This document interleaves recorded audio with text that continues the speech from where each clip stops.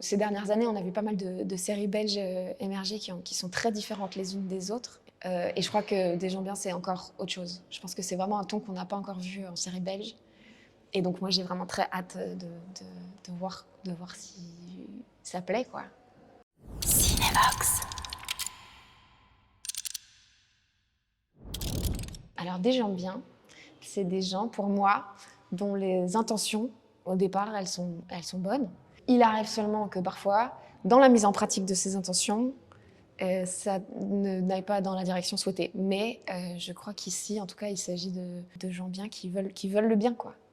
En fait, Linda, moi, ce qui me touche chez elle, c'est que c'est quelqu'un de très lumineux et qui a une force de croire en le meilleur tout le temps. Elle a des rêves, et quand des obstacles se mettent entre elle et ses rêves, qui sont des rêves somme toute assez accessibles, hein, donc elle a un centre de bronzage, voilà, elle voudrait qu'il fonctionne, elle voudrait partir en vacances de temps en temps, et quand ça c'est pas accessible, elle essaye de faire en sorte que ça fonctionne, et elle a très envie que ça marche, elle a très envie d'être heureuse. Elle est très amoureuse de Tom, son mari, et elle a très envie qu'ils soient heureux ensemble. C'est quelqu'un de très positif, et elle a très envie de plaire, au sens où elle a très envie d'être intégrée, et notamment dans la communauté autour de Tom, son mari, dans sa paroisse. Mais elle dénote, et elle dénote toujours, et elle s'en rend pas toujours compte. Donc il y a une forme de maladresse qui la rend assez touchante. Et elle fait beaucoup d'efforts, quoi, pour essayer quand même de s'intégrer, ce qui n'aide pas forcément à ce qu'elle s'intègre. Après, plus concrètement, oui, il y a eu des cours de tir à l'arc. En fait, c'est très libérateur, le tir à l'arc. Il y a eu une recherche aussi vestimentaire dans son style un peu. Elle tient donc un salon de bronzage, donc moi je suis vraiment pâle, hein, dans la vie. Donc il a été question d'être un peu moins pâle. Et donc d'aller se faire bronzer au spray tan tous les dimanches pendant le tournage. Et donc de vivre dans une espèce de fumée de noix de coco au sucre, comme ça.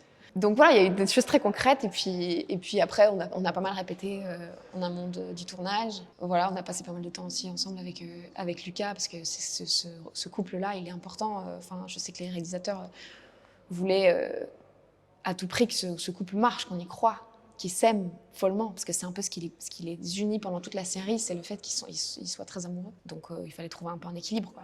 Je pense que ce qui est vraiment super avec une série, c'est qu'on porte un personnage sur une très longue durée. Le vrai challenge, c'était de faire exister cette évolution qui correspond à l'engrenage dans lequel les personnages se retrouvent, et qui est de pire en pire, et donc il y a de plus en plus de panique et d'angoisse et tout ça, sans se répéter, en trouvant toujours des nouvelles choses et en allant un peu crescendo, quoi. C'est sûr que ce sont des gens normaux, en même temps c'est dans un univers qui est quand même où les curseurs sont assez poussés, où chaque personnage en même temps doit être très crédible et très ancré dans la réalité, et en même temps les curseurs sont un peu des fois vers, je sais pas, moi j'ai l'impression de voir un peu une bande dessinée. Enfin, chaque personnage est quand même assez identifiable dans ce qu'il représente. Et donc, ce mélange-là est super, parce que enfin, pour moi, il y a une direction artistique, il y a un univers dans la série qui est très prononcé.